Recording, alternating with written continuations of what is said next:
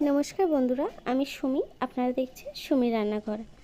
আজ রান্না করেছি লাউ চিংড়ি। দেখুন কত সুন্দর হয়েছে। এই লাউ চিংড়ি রান্না করার জন্য কি কি লাগছে আসুন দেখে নিই।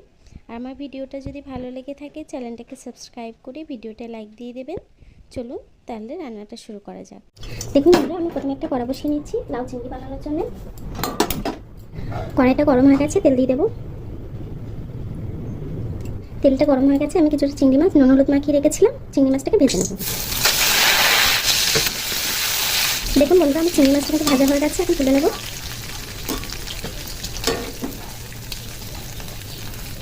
মাছটা তুলে নিয়েছি, ওই তেলের মধ্যে দিয়ে দেবো দুটো শুকনো লঙ্কা, কটা গোটা জিরে, দিয়ে দেবো সামান্য একটু কালো জিরে, দিয়ে দেবো আলু,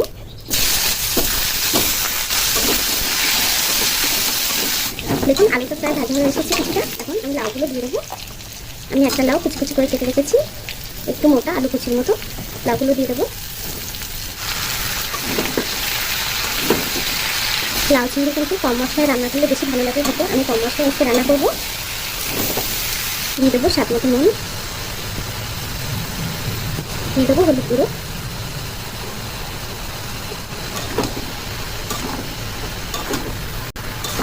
লাউটা কিন্তু কচি হলে লাউটি দেখুন জল ছাড়া শুরু হয়ে গেছে। কচি লাউ হলে এভাবে জল ছেড়ে দেবে, এই জলেই কিন্তু রান্নাটা হয়ে যাবে। দেখুন, আর আপনাদের লাউ দিয়ে যদি জল না ছাড়ে তাহলে আপনারা সামান্য একটু জল মিশিয়ে নেবেন। লাউটা কিছুক্ষণ কষিয়ে নেব। দিয়ে দেবো কিছুটা কাঁচা লঙ্কা। আপনারা ঝালটা আপনাদের টেস্ট অনুযায়ী দেবেন, আপনারা কেমন ঝাল খান সেই অনুযায়ী ঝালটা দেবেন।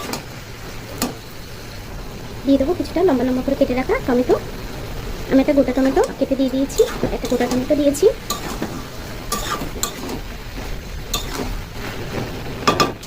আমি একটা ঢাকা দিয়ে ঢেকে দেবো।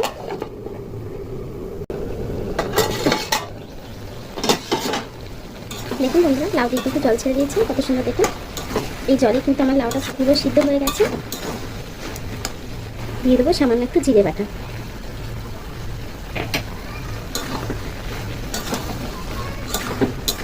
ভেজে রাখা চিংড়ি মাছগুলো দিয়ে দেবো।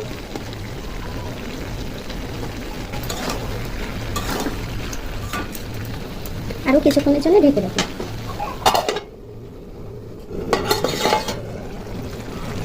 দেখুন বন্ধুরা, আমার তরকারিটা কিন্তু প্রায় হয়ে গেছে। আমি 10 মিনিট রান্না করে নিয়েছি। তরকারিটা কিন্তু খুব সুন্দরভাবে রান্না হয়ে গেছে, এখন নামিয়ে নেবো। দেখুন বন্ধুরা, কম মশলায় কিন্তু রান্না হয়ে গেছে। দেখুন বন্ধুরা, আমার তরকারিটা কিন্তু হয়ে গেছে লাউ চিংড়ি। দেখুন কত সুন্দর হয়েছে কম মশলায়। আপনারা অবশ্যই এই রান্নাটা ট্রাই করবেন, কেমন হয়েছে কমেন্ট বক্সে জানাবেন। আমার ভিডিওটা এতক্ষণ দেখার জন্য আপনাদেরকে অসংখ্য ধন্যবাদ। ভালো খান, ভালো থাকুন।